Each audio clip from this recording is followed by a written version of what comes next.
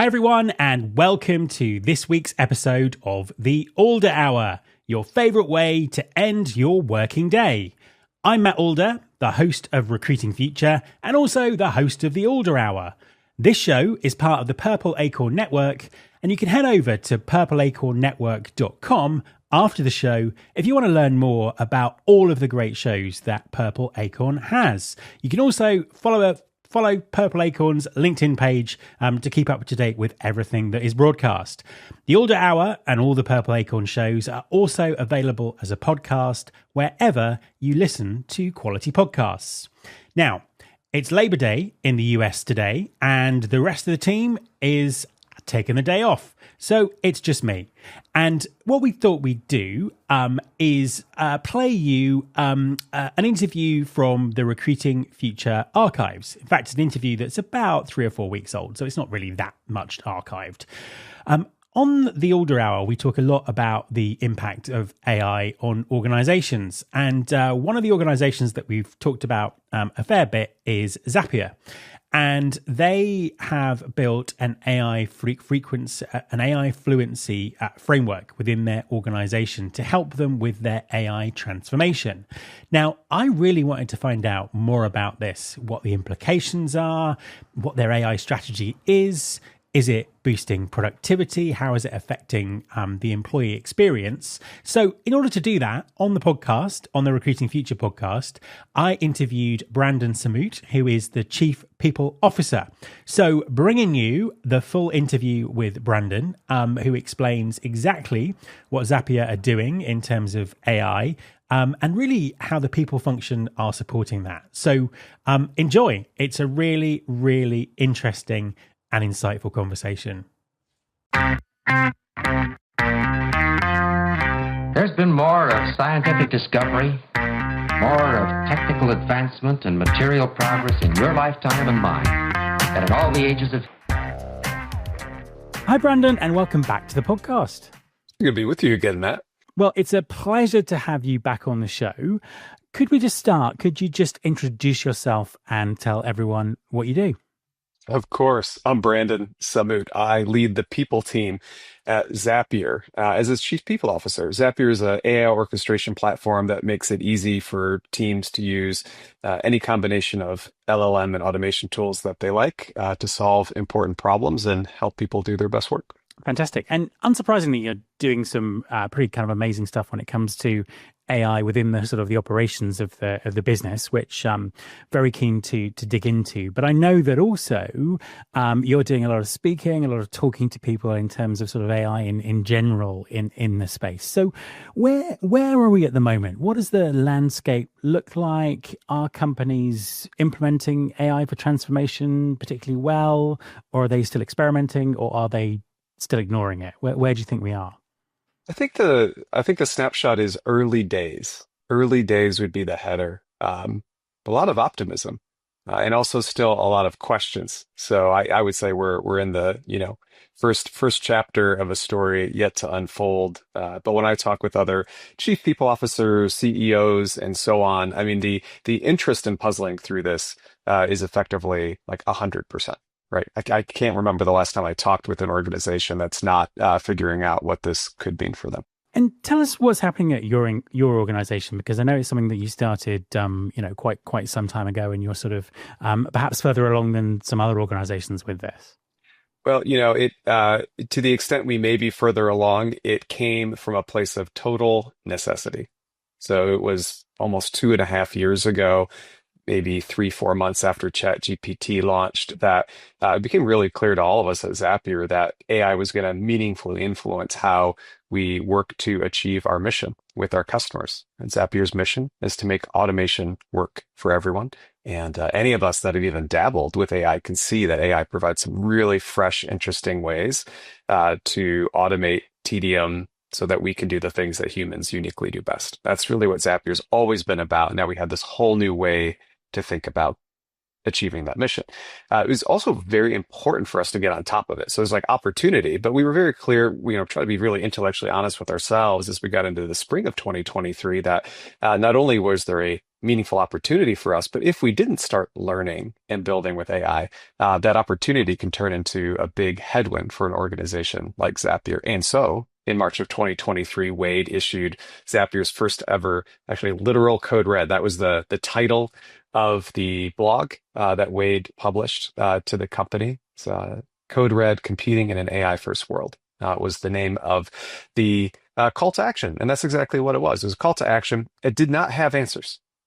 All right. So for some of the team, it was to be perfectly open with you, Matt. That was not a satisfying post for many members of the Zapier team because it called us into a big challenge and opportunity, but with very little detail on how, like what the answers were, what the path, right, to greater success might be. When I look back on that 2.25 years later, I think we did the right thing at the right time. If we had waited for that call to action to be kind of like almost universally popular within the organization, we would have waited way too long. And importantly, I don't know if we ever would have gotten there, to broad-based kind of understanding and support for that, because part of what we've seen at Zapier, part of what I've certainly seen or heard secondhand from other practitioners and other organizations is part of the way that you build confidence, psychological safety, and also start delivering value with AI is to start learning and building, ideally before you have, broad support. I think that's hard to come by without starting to put it into practice. Yeah, I think that's really interesting because obviously this year's seen sort of a number of high-profile CEO announcements about AI and, our company's adopting AI and do this and do that. And, that kind of ramp-up time and that experimentation is obviously an important part of this. How long did that take? Where have you got to now? How has that sort of process developed over those 2.5 years? Well, when we first got started in March of 2023, there were a couple of like foundation components that we snapped into place that still help us today. So one of those, as kind of unsexy as it may sound, AI use guidelines. And you look at that and like, wait, was that really a big ingredient for scaling AI adoption at Zapier? It really was, right? And why, right?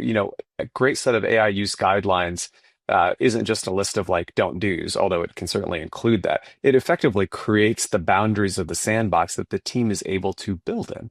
And I think a lot of us have read, several like really landmark studies that to maximize a team's creativity, those guardrails are actually really helpful. And in fact, the opposite is also true, that in the absence of any guardrails, like a kind of a free-for-all, that can sound like build whatever. But build whatever, like people intuit that, like, I don't think that's actually true, right? I think there are probably limits to that.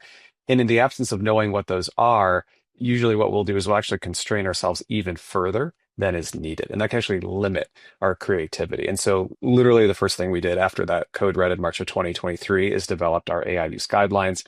And then I'd say the second thing, Matt, that has really helped the last 2 years is thinking about, AI as a tool, not an outcome unto itself. And this is true of technology in general, right? Like technologies are tools, they're mediums, they're ways of getting things done. And when we think about AI that way as well, then when we think about like how to build AI fluency in the organization or how to get value through thoughtful use of AI, for the last 2 years, we've been embedding, learning about AI, kind of sharing use cases, celebrating success and things we've learned through failure into as many of the company's existing rituals as possible. So that includes things like weaving AI into our quarterly hack weeks, weaving AI fluency into how we onboard folks into the company, and more recently, you may have seen into what we look for in every person we bring into the company, which we could talk about later if that's interesting, and so on. And in doing so, I think it reflects what we want to be true, which is, again, AI is a means, it is not the end. And to minimize the amount of like whiplash or change fatigue within the organization, let's weave AI skill development, use case sharing, and so on into, so much of how the company already runs. And what's it doing for the business? I mean, what does it look like practically? Where have you got to? I mean, give us examples of some of the use cases or the shifts that have taken place. Absolutely. Well, let's go. Let's do a walk across the business. So let's start in our customer support team. We have 80 customer support folks waking up every day serving millions of customers.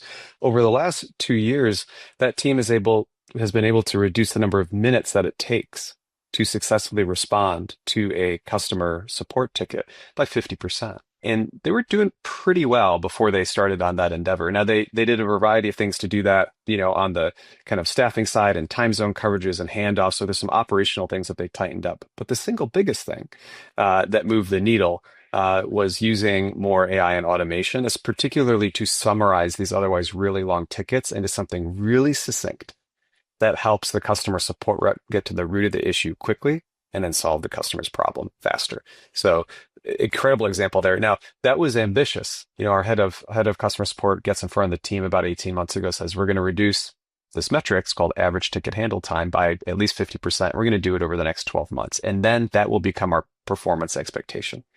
And importantly, she did not know exactly how the team was going to do that, but she had seen enough of what the team was experimenting with to basically have the proof of concept. So I don't know the precise shape of this, but I understand the general shape of how we can do this. And I feel good, therefore, about calling us into not like trying to do a thing, but like we will do the thing.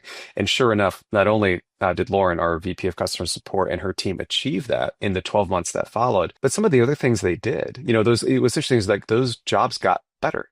Those jobs got more interesting and less tedious. And so in that same 12-month period, not only did they reduce average ticket handle time, but they also increased employee engagement by 20 or 30 points on most of the topics that we measure, which is, for anyone in the, employee engagement, paying attention business is very rare, very rare. And so it goes to show that some of these really ambitious and challenging kind of missions around using AI to move the needle on like a core company productivity metric can also be done in a way that not only like maintains engagement, but can actually increase it as folks feel more powerful. I think it was very clear folks were learning very relevant future facing skills.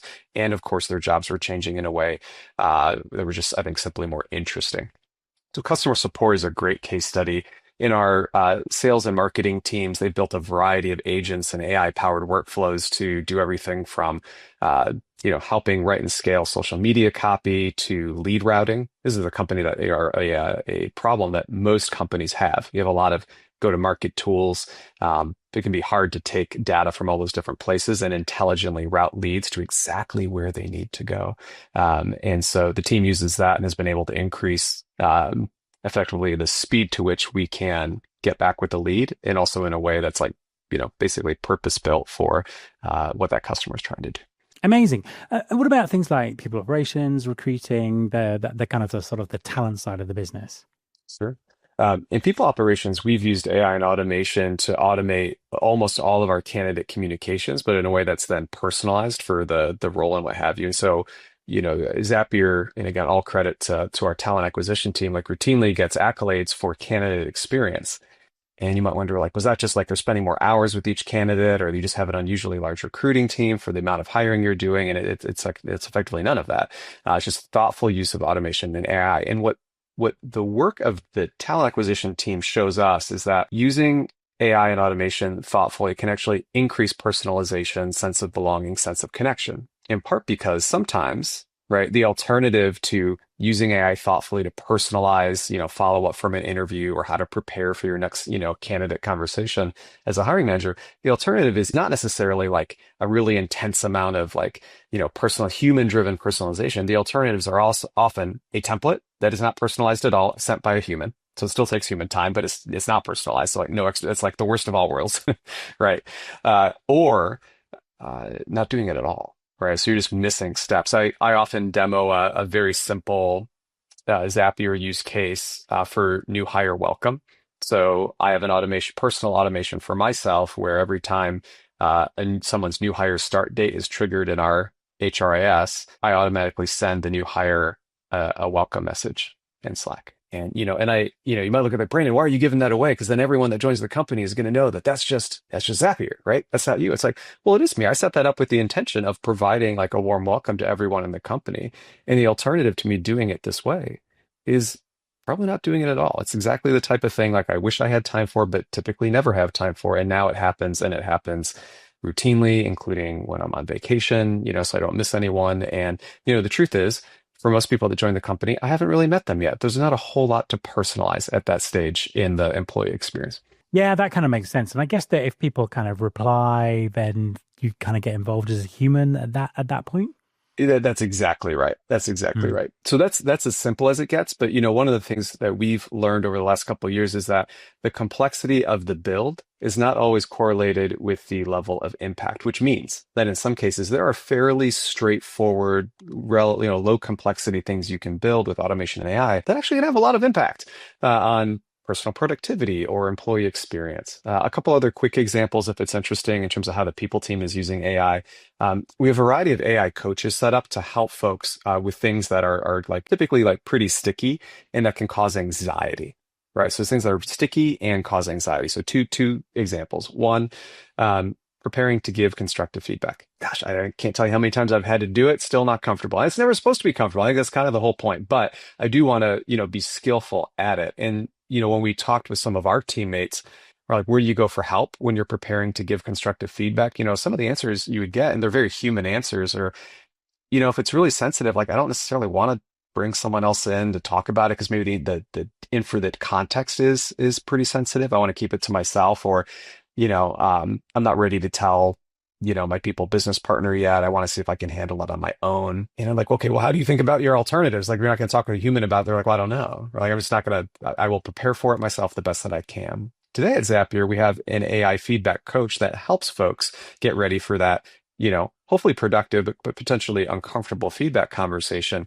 It uses it's trained on some very specific examples of what we think extraordinary constructive feedback look like. And it's also trained on our core feedback framework that we train folks on all the way starting with the new hire experience. So that's one. The second is around writing performance reviews. This is another one where it's like, it's a moment that matters. Like, you want to do it really well, whether you're doing your self-evaluation or you're a manager writing one for one of your team members. You want to be like really strong about how you collect evidence, and you want to write it in a way that's like clear, actionable, and to the point.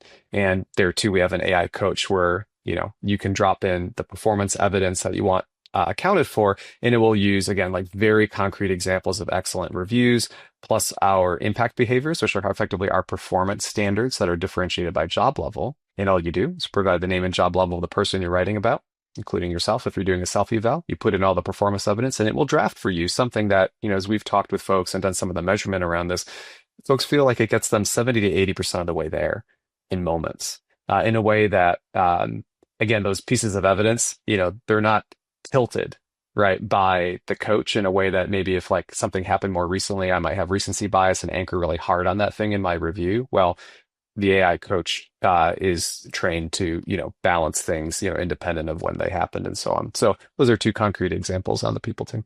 Fantastic. And I suppose what's interesting there is what you've learned about that kind of balance between humans and machines.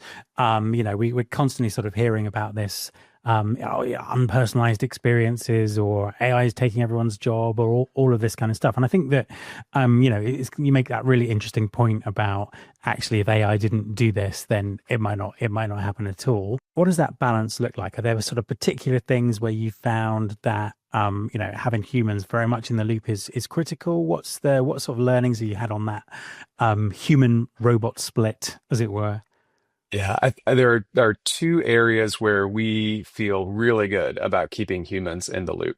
And the first is moments in the employee experience where that human touch is just simply valued by the individual. And I'm intentionally saying valued by the individual, not necessarily like produces a better outcome. We'll get to that in a minute. But in some cases, when it comes to employee experience and people feeling like connected to their company, having trust in management, for example, the human touch does produce a tangible benefit, right? It can inspire trust in ways that, like it's a botted, format does not always. And so candidate experience when we're hiring is an example. We're not pulled out all the human touches throughout. We believe that for teams that can feel the recruiting organization that can still provide some of these like really human, compelling, touch points along the way will be a distinguisher. Right. There are definitely going to be organizations who either for economic reasons or whatever the case, different strategy, may AI away most of those touch points in the recruiting experience. And in some cases that may be needed, and it may actually be the right thing to do on balance. For the type of hiring that we do, which tends to be like very selective, very bespoke, we're trying to attract talent that, has, inevitably many other choices. We think that human in the loop is a differentiator for us. Now, the second vein where we keep humans in the loop around employment decisions. So we're not turning over employment decisions of any kind to AI. That includes who we hire, who we promote, who gets paid what, who gets what performance rating, and so on. We're going to see organizations trying to use AI to do exactly those things. We're not there yet at Zapier, but what we have seen is that AI can help humans make more informed decisions and also check for various forms of bias. So AI is a helper for employment decisions. Sure, like that's an interesting opportunity. But making those decisions, we're not there. Yeah, again, kind of really interesting. And I think with that, with that kind of first set, that sort of moments that matter, that things that are kind of really human, it's almost like, particularly in the recruitment process, the feeling that you have a recruiter kind of advocating for you in the process, even if they're not actually doing anything, but there's a human there who is, who's kind of in your corner, I suppose, is a big thing for people. A bit like, not wanting to get on a plane that's completely flown by autopilot, even if it could be. I think that's a good way to think about it. No, absolutely. And just in terms of I suppose of the employee journey through all of this, one of the things that has struck me from a lot of other companies that talk about AI is this kind of almost demand that you will be AI literate. And this is what we're going to do without anything to kind of back that up. And this can be really complicated stuff. So you sort of touched on this already, but what sort of support are you giving employees to make sure that they have the information they need and they know how to use these tools in the right way? So interestingly, when it comes to helping the team, build AI fluency, we have focused as much on some of the cultural components that we believe help folks scale up as the hard and fast, like this is how you write a prompt, or this is how you make sure your training data is strong, and so on. What I mean by cultural components are things like strong sense of psychological safety, a culture that supports experimentation. There's a lot of experimentation required, right, to find value with something new like AI. Similarly, trust in management. When management says this is how we're thinking about how we're going to staff this team moving forward, do you believe what we say?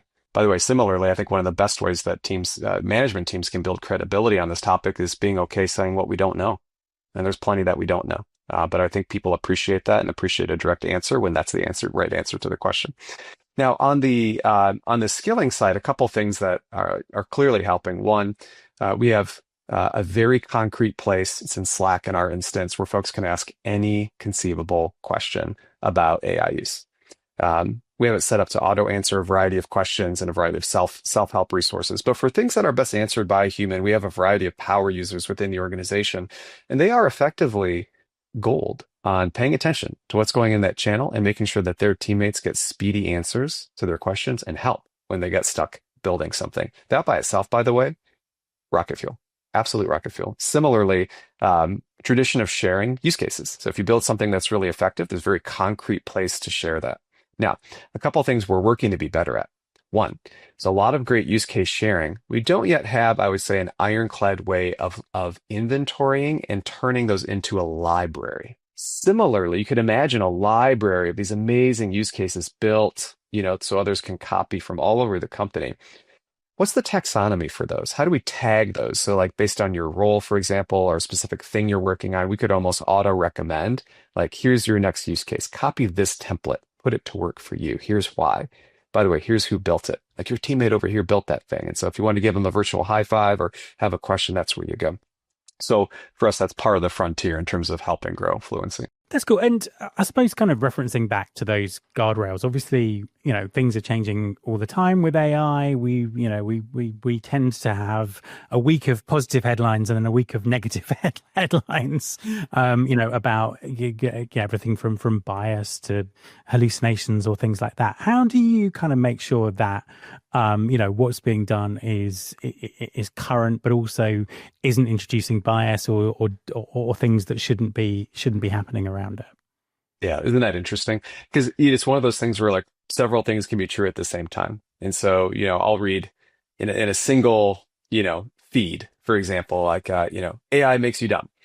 And then, you scroll for a minute and it's AI, supercharges, human intelligence. And then you read the articles and you're well, it appears that both of those things may be true. And what it depends on is how you're using it and what you're using it for, which makes a lot of sense. Just like a lot of tools, right? It's not an outcome, it's a tool. And so, I can use a bandsaw to do certain jobs and get a brilliant result. I can use the same bandsaw to do a different job, or use it in a different way and get a terrible result. And then on the bias side, incredibly important topic. Maggie, one of our leaders here on the people team, is doing a bunch of research with us, because there too, what we're seeing pretty clearly, it's all in the details, right? There are ways or jobs you can use AI for which could introduce bias and lead to worse outcomes or worse decisions. You can use AI in ways that help check for bias and help us make better decisions. And so the thing, we're using a very like, well, what is a framework or set of principles? By the way, are also diagnostics on the things we're building that we can run to make sure that they're maximizing the potential benefits of putting AI in the loop and minimizing some of the risks. I think for many of things, these are both opportunities and risks. Do we understand what those two buckets are? And then how are we testing and training? Similar to what we would do for an employee. If we give a big new job to someone who's never done it before, we'd probably do a whole period of monitoring and testing before we set them loose at skill. And I know from a hiring perspective and a skills perspective, you've been doing work to look at almost like the levels of AI fluency people need within the organization for like different tasks and different roles and things like that. Talk us through that a little bit. You bet. The interesting thing is this AI fluency framework that Zapier now uses was built, the first use case for it was actually external in evaluating candidates. We roughly 90 days ago said, every single person we hire from this point forward must be fluent with AI to some degree. And the question was like, well, what are the degrees? And so for that, to answer to that, we created Zapier's AI fluency framework. And the framework has effectively 4 levels, the first of which is unacceptable. So you can't get hired at Zapier at the first level. I think that level is, I know. That level is literally called unacceptable. And that would include, someone who is either actively resistant to the use of AI, for whatever the reason may be. I can respect that depending on the reason. That's not a great fit for what we're trying to do at our company. And we try to be really upfront about that. Yeah, or who just hasn't done any kind of legwork themselves to kind of get their heads around what the opportunity might be. They do not have to be, by the way, the next level. So after unacceptable is capable. And capable means that you have a working sense of, prompting or what you could use AI for, but you haven't necessarily repeatably actually used it to increase productivity in your role as it exists today. So that's capable. So you've got all the promise, a lot of the foundational ingredients, but haven't yet started producing impact. The third level is called adoptive. So you have in fact adopted AI to produce increased productivity or quality in the work you do as the job exists today. And then the fourth and kind of the mountaintop, which I think in very few cases would we say we are there at the individual or team level, but that's why we have it, because it calls us to something greater, is called transformative. And that means exactly what it says. So the difference between adoptive and transformative is that with adoptive, you are producing value, measurable value with AI, but kind of within the way that the job gets done today, right? You haven't redesigned it. At the transformative level, you have effectively reconceived of how the work should get done from first principles with the technology that's now available. And that could lead to a pretty divergent way of thinking about doing the work from the ground up. And do you think that any organization can do this? Because obviously in your business, automation, AI is very much in the DNA of the company, of the business and what the business does. Do you think we're at the stage though where any company could kind of adopt AI for transformation in the same kind of way? Yes, but I think there are 2 things. One, like we talked about earlier, Matt, the cultural ingredients for strong AI adoption and creating real value that lasts over time as you hire new people, those are just as important as all the skills. And so, for organizations, I would recommend you do a health check, right? Like, do we have strong sense of psychological safety, strong trusted management, strong culture of experimentation? If you think there's another ingredient that matters culturally, like, baseline it and make sure it's, fairly good, or that you have a path to making it quite good, because those will really be wind at your back as you do the actual puzzling through, like how to use AI, building it, testing it, and then scaling it. The second piece, and I think what we're about to say, you can see proved out by what other companies are doing, which is that most organizations will not be able to puzzle through this on their own, which is why you see every major consulting company, like huge revenue line for them, even the last 12 months, just explosive growth in demand for advisory services. And you even see now some of the LLM makers themselves starting to build out these consulting teams. So OpenAI, most notably over the last couple of weeks, they're hiring a ton of, what they call forward deploy engineers. Well, what's a forward deployed engineer? It's basically a consultant that also has the builder know-how. They can help you figure out where to get value, and they can actually teach your team how to fish on how to actually build and maintain the things that you develop. Final question for you. I mean, where's this taking us? We're talking about, we talked about experimentation, we talked about adoption, we talked about transformation. What is that transformation? I mean, what are the bigger opportunities? What do you think, for example, people operations or talent acquisition, might look like in a few years' time, if indeed they exist in a few years' time? I will tell you, Matt, in all humility, I can make no claims about the macroeconomic impact of AI over the next 3 years. I think it's really hard to forecast. I think there will be some material changes. I couldn't say what they are, but it does feel like, some major things will transpire. But if I zoom in on an organization like Zapier, which still plans to use, have plenty of humans involved in the work of talent acquisition, talent development, and so on, what I would like to be able to say is true is the following.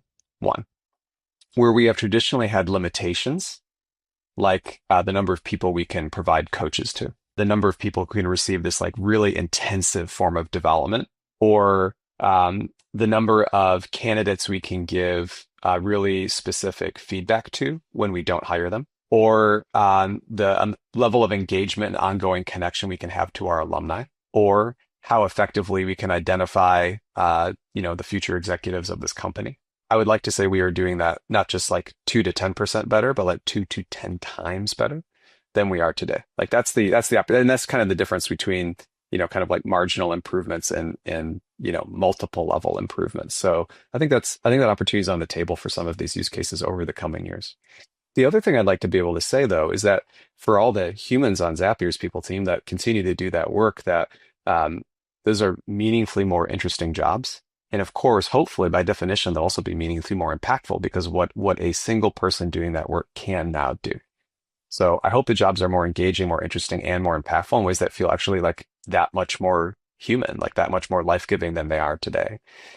And then the other thing, if I were to kind of pull that thread a little bit further, is that, it'll be really interesting to see what management teams do as teams start delivering on this like materially greater productivity. So for example, on Zapier's customer support team, coming all the way back to that example from earlier, that's a team of elite performers at this point. They are producing outcomes that are fairly rare in the world of customer support, and they are paid in kind. So a customer support person at Zapier is paid top 10 percentile of the market. And so there's a nice alignment there. I hope that management teams will think about how to share the wealth of the incremental productivity driven by, teams rowing really hard to think creatively and redesign work through AI. Fantastic stuff. Brandon, thank you very much for talking to me. Hey, it's a pleasure, Matt. Good to be with you again. My thanks to Brandon, who was just very, very open about what Zapier are doing in terms of AI. So I really hope that you found a lot of value in that. So that is the end of this week's show. Purple Acorn has loads of great shows coming to you every day. We have the HR Morning Show, From the Desk, My First Job, From X to Z, Workfluencer, so much more. So if you want to see all of the shows, go to the Purple Acorn LinkedIn page and you can follow the page and you'll get all the shows streamed to you. If you want to find out a little bit more, head over to the Purple Acorn website, which is purpleacornnetwork.com. You can find this podcast and all the Purple Acorn shows on Spotify, Apple, or wherever you listen to your quality podcasts. If you want to find out more about Recruiting Future and dig into more of my long form interviews, you can also find Recruiting Future wherever you get your podcasts, or head over to recruitingfuture.com. The Alder Hour will be back next week, live with all of the team, and I'm already looking forward to it. So this is Matt Alder, clocking out.